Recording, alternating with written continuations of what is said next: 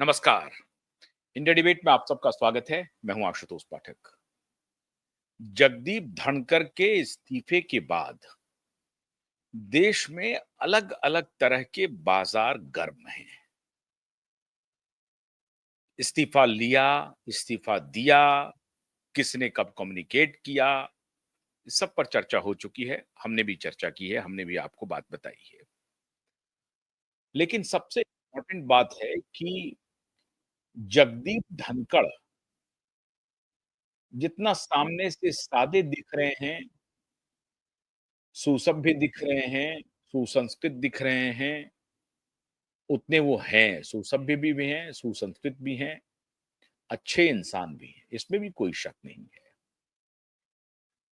लेकिन जिस तरह का वो संदेश दे रहे थे कि जहाँ कहीं भी गलत होता है, हम उसके खिलाफ खड़े हो जाते हैं, हम मुखर रहते हैं, हम गलत चीज़ बर्दाश्त नहीं कर सकते।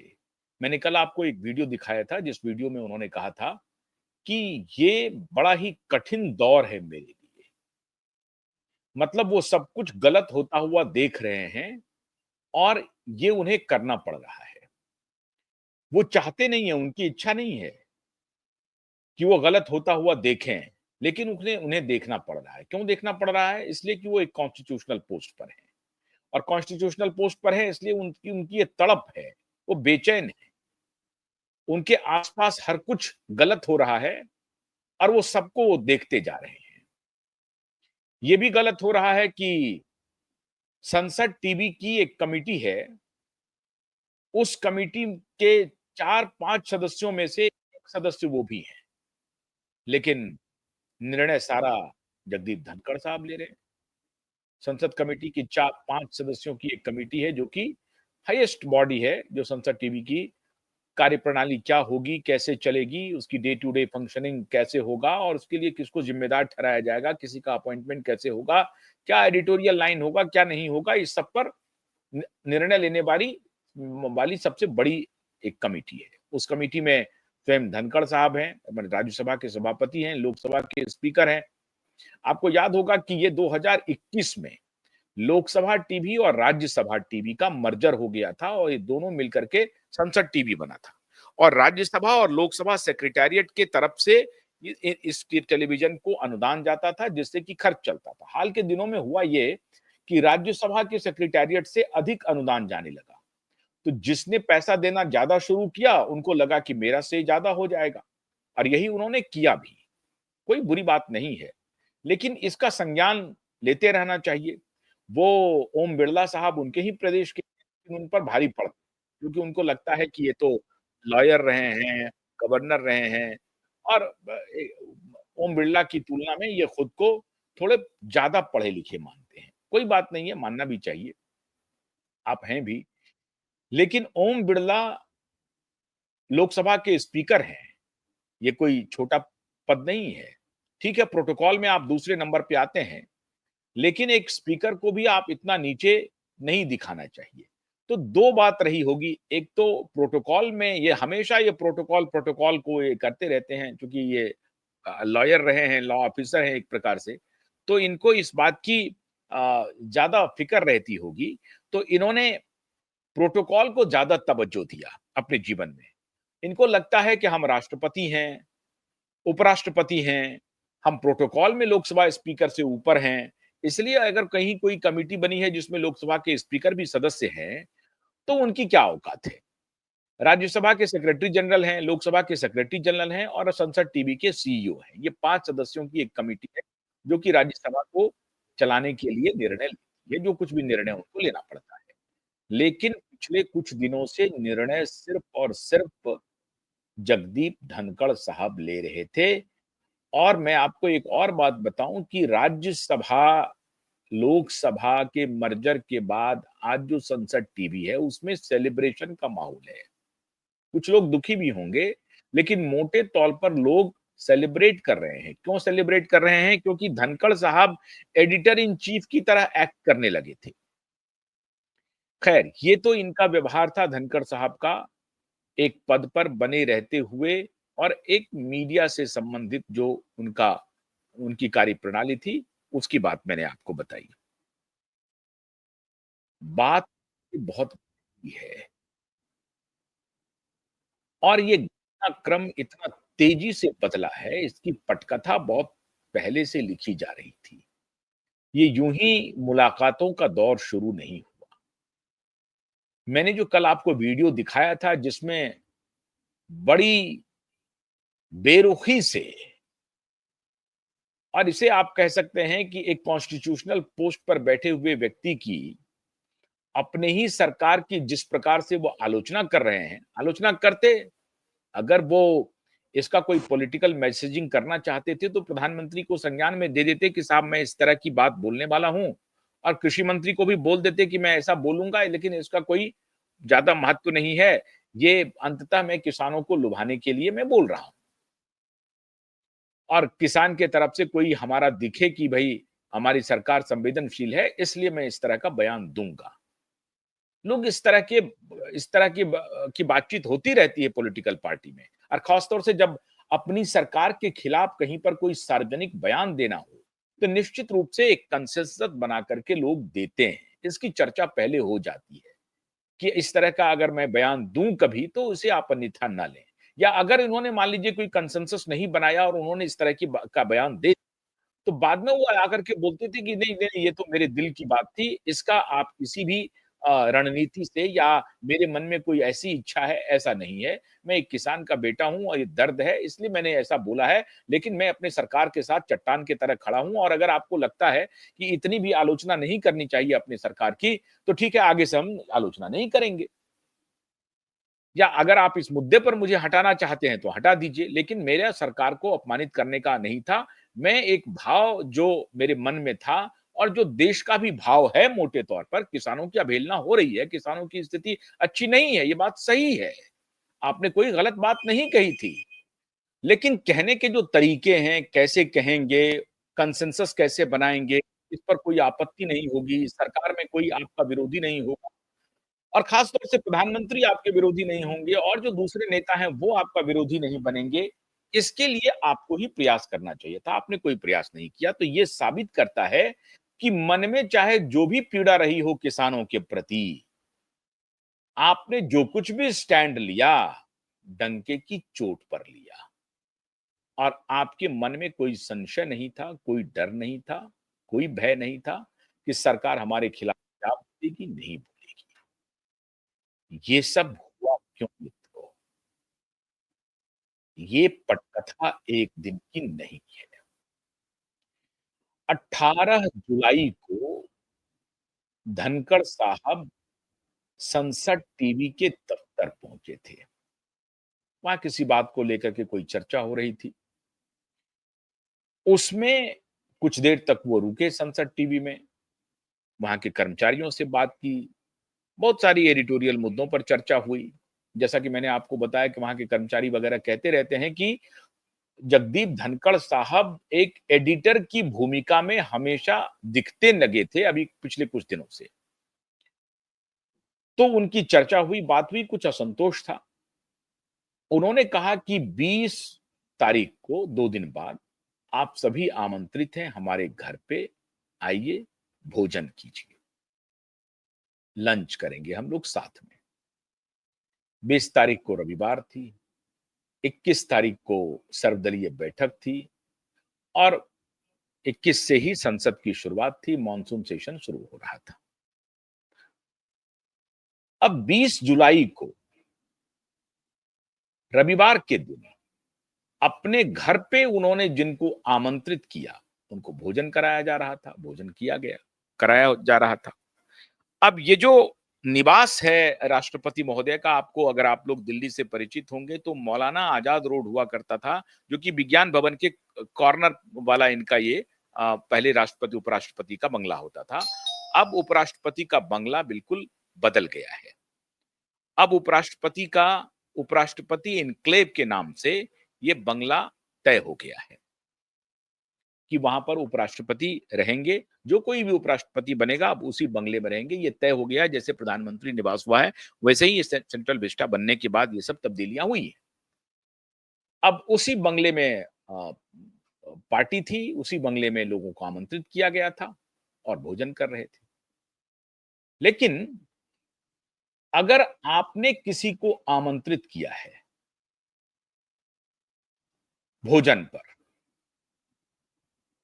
तो आमंत्रित अतिथि से आप मुलाकात नहीं करेंगे? कभी सोचा है आपने? चाहे वो 1 की संख्या में हो, चाहे 100 की संख्या में हो, और निमंत्रण आप ही के तरफ से हो। कोई भाया मीडिया से किसी ने निमंत्रण नहीं दिया है, आपने स्वयं जाकर के निमंत्रण दिया है। आपने कहा है इस बात को। तो जब आपने ये निमंत्रण दिया, आपने लोगों को बुलाया, उसके बाद आप जाकर के लोगों से नहीं मिलते हैं। क्यों नहीं मिलते हैं? क्या व्यस्तता होती है? असल में उस दिन राष्ट्रपति निवास पर बहुत चहलकदमी थी। चहलकदमी के एक और कारण थे कि उनकी पत्नी का बर्थडे है। उनकी पत्नी आई मिलने के लिए लोगों से, वो 10-15 मिनट तक मिली, उसके बाद वो फिर चली गईं। और फिर उनका भोजन हुआ, लोग चले गए। लोगों में ये निराशा लगी कि भई आपने मुझे बुलाया, कहा कि 20 तारीख को मिलते हैं लंच पर और कुछ बात भी करेंगे वहीं पे, लेकिन उपराष्ट्रपति महोदय आए ही नहीं। इतनी बेरुखी अपने यहाँ बुलाए गए मेहमान को, चाहे वो छोटा ही मेहमान क्यों ना हो। लेकिन उपराष्ट्रपति महोदय ने मिलना मुनासिब नहीं समझा। क्यों नहीं समझा? उस दिन उपराष्ट्रपति के निवास पर बहुत सारे लोग आए, लेकिन एक व्यक्ति को देखकर ऐसा लगा कि मेरे दिमाग का बल्ब यकायक जल गया। ये क्या खेल चल रहा है? मैंने तहकीकात करने की कोशिश की और वो व्यक्ति और कोई नहीं, व्यक्ति हैं दिल्ली के पूर्व मुख्यमंत्री अरविंद केजरीवाल और आम आदमी पार्टी के सर्वेसर्वा। अरविंद केजरीवाल अपने सांसद मित्र संजय सिंह के साथ मिलने के लिए पहुंचे जगदीप धनखड़ जी के निवास पर, और इनके साथ जो मुलाकात हो रही थी, यही व्यस्तता थी इनकी कि ये उनसे मुलाकात आमंत्रित सदस्यों से नहीं कर सके। और भी कई लोग आए मिलने के लिए। उसमें कांग्रेस के प्रेसिडेंट खड़गे साहब भी आए। बहुत सारे लोग मिल कर के गए क्योंकि उनकी पत्नी का जन्मदिन था, तो वो भी एक बहाना था। लेकिन पत्नी का जन्मदिन तो एक बहाना था। मुलाकात तो कुछ और के लिए हो रही थी, जिसकी पटकथा बहुत पहले लिखी जा चुकी थी, और ये बात मोदी को अंदर तक हिला दिया था।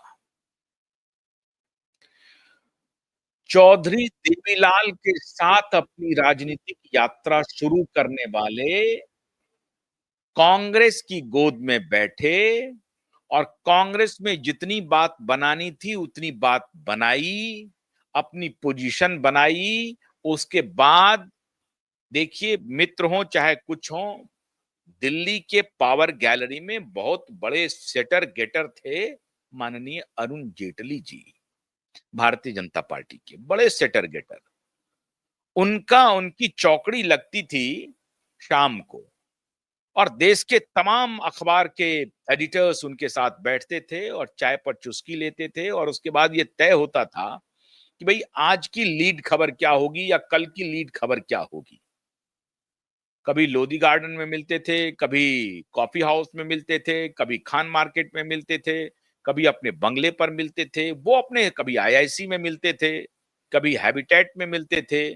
तो ये सारे ठिकाने थे, उसमें से जो उनका जो प्रिय ठिकाना होता था, आईआईसी में वो अधिकतर मिलते थे। तो वहाँ अपने एडिटर्स को, पॉलिटिकल पार्टी के नेताओं को, सबको बुला करके मिलने-जुलने का उनका काम होता था। तो अरुण जेटली साहब न सिर्फ एक कद्दावर बीजेपी के नेता थे, बल्कि अ, एकदम से रॉ शब्दों में अगर कहूं, क्रूड शब्दों में, तो सेटर गेटर थे। पॉलिटिकल सेटिंग गेटिंग के मास्टर थे। मेरे भी ठीक-ठाक संबंध थे उनसे, लेकिन मैं बहुत ज्यादा उनके आगे पीछे और हाँ ही करने में शामिल कभी नहीं रहा। खैर अब वो इस दुनिया में नहीं है। अच्छे इंसान थे, पढ़े लिखे थे, जानकार थे, बहुत एलोक्वेंट थे, बहुत अच्छा भाषण देते थे, विषयों की बहुत अच्छी जानकारी थी, प्रेस को बहुत ठीक से ब्रीफ करते थे। कभी-कभी वो इंटिमिडेट भी करते थे। मोटे तौर पर प्रेस से जब वो बातचीत करते थे, तो बहुत ही दोस्ताना उनका रिश्ता रहता था। ये माननीय अरुण जेटली के संपर्क में आए धनखड़ साहब और तब ये भारतीय जनता पार्टी के हिस्सा बने और उस वक्त अरुण जेटली बहुत पावरफुल थे। केंद्र में वाजपेयी जी की सरकार थी, 2003 की बात है। तो ये उनको लेके आए, जनता दल, कांग्रेस और अब भारतीय जनता पार्टी। अब इनको लग रहा था कि 3 साल हो गए अब उपराष्ट्रपति रहते हुए और मेरी बात को सरकार मुझे अनदेखा कर रही है। मेरी वो इज्जत नहीं है जो इज्जत मैं चाहता हूं। पद तो मैं पा गया हूं, प्रोटोकॉल में नंबर 2 हूं, लेकिन मुझे वो इज्जत नहीं है। कई बार मैंने आपको कल के वीडियो में बताया था कि इन्होंने गुजारिश की कि मुझे वो प्रधानमंत्री वाला की सुरक्षा मिले, वो गाड़ी मिले, वो तमाम तरह की सुख सुविधाएं मिले जो प्रधानमंत्री को मिलता है। इनको गलतफहमी हो गई थी कि प्रोटोकॉल में नंबर 2 हम हैं। असल में जो देखने में लगता है कि प्रोटोकॉल में नंबर 1 राष्ट्रपति, नंबर 2 उपराष्ट्रपति और नंबर 3 प्रधानमंत्री, ऐसा उल्टा इसे कर दें आप। नंबर 1 प्रधानमंत्री, नंबर 2 राष्ट्रपति और नंबर 3 पे उपराष्ट्रपति।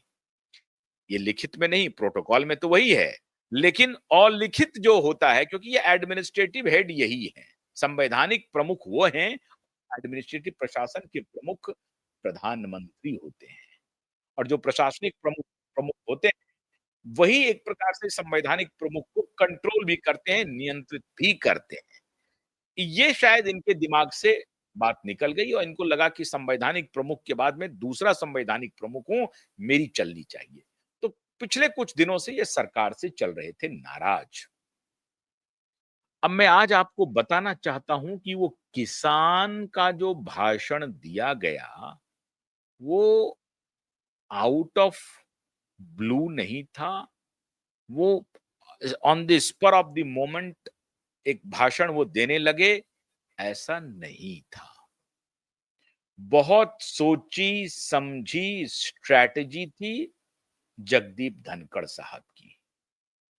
उनको मालूम है कि इस देश में हिंदू, मुसलमान और जात, संप्रदाय और जात की राजनीति, इन 2 ब्रांड के अलावा एक तीसरा ब्रांड है।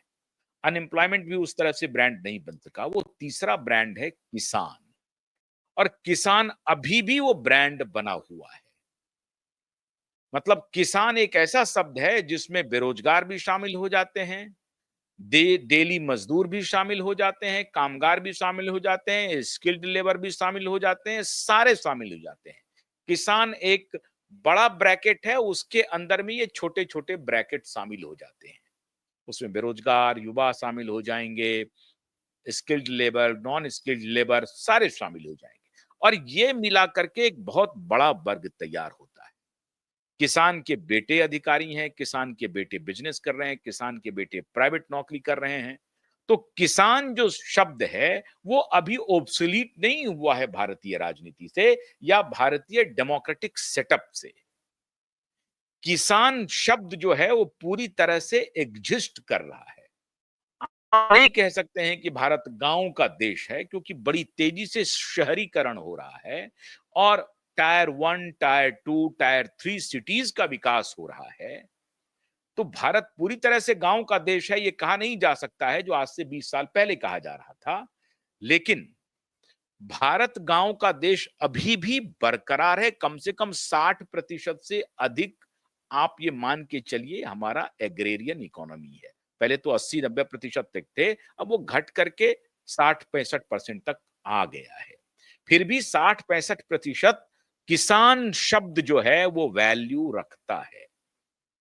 तो ये जो सांप्रदायिक ब्रांडिंग, सांप्रदायिक पॉलिटिकल ब्रांड और कास्ट ब्रांड, इस 2 ब्रांड के बियॉन्ड अगर कोई तीसरा ब्रांड है जो भारतीय राजनीति को इन्फ्लुएंस करता है, तो वो है किसान। अरविंद केजरीवाल का निशाना अब यही है और अरविंद केजरीवाल हैं तो वो बनिया, लेकिन वो किसान अपने आप को कैसे कहलाएँगे? उनको लग रहा है कि ना हम संप्रदाय में फिट बैठ रहे हैं, ना हम जाति में फिट बैठ रहे हैं। क्या किया जा सकता है? करप्शन का उनका ढकोसला फुस हो गया, झूठा साबित हो गया और वो इस देश के झूठे, मक्कार, झूठ बोलने वाले एक ऐसे नेता के रूप में एस्टैब्लिश हो गए हैं कि जो कोई भी अब अरविंद केजरीवाल का चेहरा देखता है, मुस्कुरा देता है। अगर वो ज़ोर-ज़ोर से कुछ नीति की बात, नैतिकता की बात वो बोलते हैं, तो लोग मुस्कुरा देते हैं। ये स्थिति हो गई है अरविंद केजरीवाल की। दुर्गति हुई इस बार दिल्ली चुनाव में और पंजाब भी पता नहीं क्या स्थिति होगी, कहना मुश्किल है। लेकिन अभी वो गुजरात घूम दौड़ फिर के जा रहे हैं क्योंकि गुजरात में 4-5 एमएलए उनके आ गए थे। अभी उन्होंने कहा कि हम बिहार में भी चुनाव लड़ेंगे, तो घोषणा कर दी लेकिन बात बनी नहीं। उनको लग रहा है कि भैया ना हम वहाँ 3 में हैं, ना 13 में हैं। तो थोड़ी बहुत राजनीतिक पार्टी है सुगबुगाहट करके भाग जाएँगे। अरविंद केजरीवाल की मित्रों जो शुरुआत हुई थी, वो दिल्ली में एक 98 इयर्स के शर्मा जी को तलाशे थे, जिन्होंने उनको ये ओम्बुड्समैन के बारे में बताया था, लोकपाल के बारे में और लोकपाल को उन्होंने अपने राजनीति का सीढ़ी बनाया और लोकपाल की सीढ़ी पर चढ़ के वो सत्ता में पहुंच गए, राजनीतिक पार्टी बना ली, सत्ता में पहुंच गए। अब वो लोकपाल भी खत्म। इन्होंने अपनी पार्टी का लोकपाल का ख्याल नहीं रखा। इन्होंने दावा किया था कि हम अपनी पार्टी में लोकपाल रखेंगे। संतोष हेगड़े जी लोकपाल बने इनकी पार्टी में। पता नहीं कहां चले गए वो। और भी किन्हीं-किन्हीं को बनाया इन्होंने, लेकिन किसी का कोई चला नहीं। सबको लात, जूते, गाली, गलौज करके जो भी इनके साथ आए थे नेता, लात भी खानी पड़ी, जूता भी खाना पड़ा, गाली भी सुननी पड़ी, घूसा भी खाना पड़ा और सबको इन्होंने अपनी पार्टी से बाहर निकाला। अब जो इनकी पार्टी में लोग हैं, वो इनके साइकोफेंट हैं। इनकी चमचागिरी जितनी देर तक करते रहेंगे, वो आम आदमी पार्टी में रहेंगे। जिस दिन वो चमचागिरी छोड़ देंगे, वो बाहर चले जाएंगे। हैरानी की बात यह है मित्रों कि ये लुकआउट इनका चलते रहता है। कहाँ कौन-सा ठिया पकड़ा जाए, कौन-सा अड्डा पकड़ा जाए, जहाँ हमको बैठने की जगह मिल जाए और जहाँ से कुछ हम नया खेल शुरू करें। बैठ तो सकते नहीं हैं, खुराफाती दिमाग है, इनकम टैक्स में रहे हुए हैं, तो कैलकुलेशन इनके दिमाग में हमेशा चलते रहता है। मित्रों, बहुत अंदरूनी खबर मैं आपको बता रहा हूँ। जिस दिन से ये थोड़ा-थोड़ा इनको फिलर मिला कि जगदीप धनखड़ साहब आजकल नाराज चल रहे हैं, इन्होंने कोई वक़्त नहीं लगाया और कहा जा रहा है कि इन्होंने कोई प्रस्ताव धनखड़ साहब को दिया कि सत्यपाल मलिक जी तो अस्वस्थ हो गए हैं, आप किसान के बड़ा चेहरा चेहरा हो सकते हैं।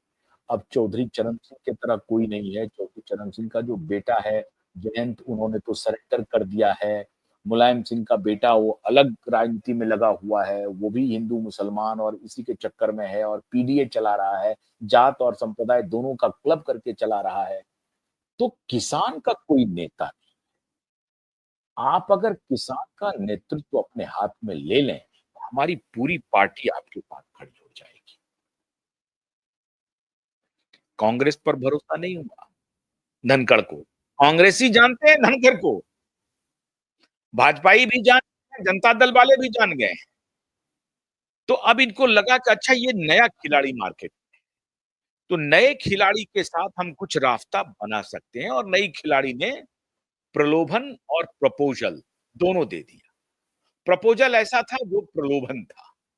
इनको लगा कि 3 साल उपराष्ट्रपति का हो गया, मुझे राष्ट्रपति तो ये बनाएँगे नहीं किसी भी सूरत में और ऊपर से मेरी तकरार भी चल रही है, मेरे संबंध भी ठीक नहीं है। तो ये मेरे स्कीम में फिट बैठ रहा है। जो केजरीवाल लेके आ रहे हैं प्रस्ताव, वो मुझे ठीक बैठ रहा है। अगर मैंने इस्तीफा दिया, तो कौन-सा घर ढूँढूँगा, जहाँ मेरी बड़ी खातिरदारी होगी और मेरी मेरी पूछ होती रहेगी। 2, 3, 4 साल भी 5 साल भी पूछ हो गई, तो हम 76 के, 75 के, 76 के होने वाले 75 के हैं। 5 साल और हमारी सक्रिय राजनीति है, थोड़ा आज़मा लेते हैं, क्या होगा? नहीं होगा तो इन्हीं की पार्टी से किसी को राज्यसभा हटवा करके हम राज्यसभा चले जाएँगे, राज्यसभा के सदस्य तो बने ही रहेंगे। और वैसे भी उपराष्ट्रपति से जब हटेंगे तो हमको सरकारी सेवा मिलती रहेगी। जो लाभ है सरकार का वो मिलता रहेगा, बंगला मिलेगा, गाड़ी मिलेगी, स्टाफ मिलेंगे, वो सब मिलते रहेंगे और जब तक हम जिंदा हैं तब तक मिलेगा। ये इनको मालूम था।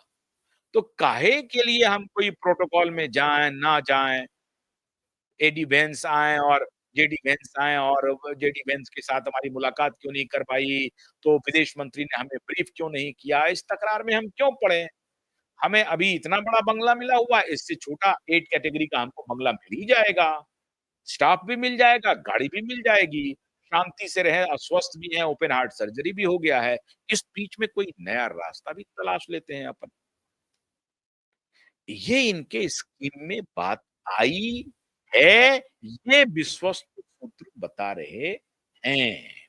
मुझे किसी ने फ़ोन नहीं किया, धनखड़ साहब ने भी नहीं फ़ोन किया और केजरीवाल साहब ने भी फ़ोन लेकिन केजरीवाल साहब ने कहा कि अगर आप हमारा नेतृत्व सँभालें और किसान के आप ब्रांड बने, तो मैं किसान के नाम पर फिर एक लोगों को गुमराह कर सकने की स्थिति में आ सकता हूँ।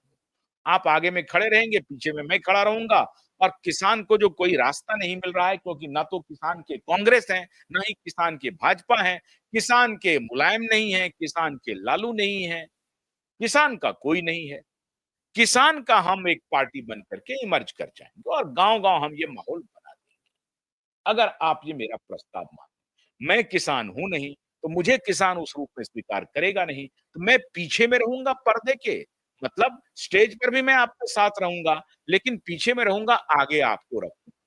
मतलब अन्ना को लोकपाल के लिए तैयार किया था और जगदीप धनखड़ साहब को किसान का चेहरा बना करके पेश करेंगे। बड़ी अच्छा बहुत अच्छी भाषण शैली है, बहुत अच्छा बोलते हैं धनखड़ साहब। हिंदी भी अच्छी है, अंग्रेजी भी अच्छी है और खड़ी बोली भी बोलते हैं और राजस्थानी भी बोलते हैं। जाट हैं वो। तो अगर मुखर होकर के धनखड़ साहब के पीछे हम लोग सब लग जाएँ और धनखड़ साहब को ब्रांड बना दें, तो वैसे भी तो कुछ नहीं हो रहा है हमारा, ज़ीरो पर ही है। तो ज़ीरो से नेगेटिव तो होंगे नहीं, ज़ीरो से प्लस ही होंगे, ये केजरीवाल का कैलकुलेशन है। और धनखड़ साहब का अपना कैलकुलेशन है कि बात तो ठीक कह रहे हैं। और किसान के नाम पर हमारी इज़्ज़त भी बन जाएगी। पद छोड़ा किस नाम पर? तो किसान के नाम पर छोड़ा। चौधरी देवीलाल के ही रास्ते ये चढ़े थे, तो चौधरी देवीलाल को भी एक बार एस्टैब्लिश करने की कोशिश करेंगे। इस बहाने जो है सो हरियाणा में पहचान बना लेंगे, राजस्थान के इलाके में पहचान बना लेंगे, उत्तर प्रदेश, पश्चिमी उत्तर प्रदेश, बिहार और गुजरात इन सारे जगहों पर इनकी थोड़ी और महाराष्ट्र में भी। तो ये इनका कॉम्बिनेशन लगा कि धनखड़ साहब जो हैं वो किसान के बड़े नेता हो सकते हैं। मित्रों साजिश ये है, फिर से एक बार पूरे देश को धूर्त बनाया जाए और धूर्तता में इस बार धनखड़ साहब को खड़े कर दिया जाए और उसके पीछे में फिर शिखंडी की भूमिका में ये केजरीवाल आ जाए। तो ये बड़े चालाक हैं, बड़े धूर्त हैं, धूर्तों की तिकड़ी, धूर्तों की चौकड़ी बैठ रही। इनको मालूम नहीं है, मोदी उस मिट्टी का नहीं है, ये अटल बिहारी वाजपेयी नहीं है और ना ही आडवाणी है। मोदी किसी और मिट्टी के बने हुए हैं। ऐसे धूर्तों के साथ सठे साठ्यम समाचरे, तो साहब ऐसे धूर्तों को टक्कर देने के लिए एक बड़ा खिलाड़ी पहले से मैदान में है। उनका नाम है नरेंद्र दामोदर दास मोदी।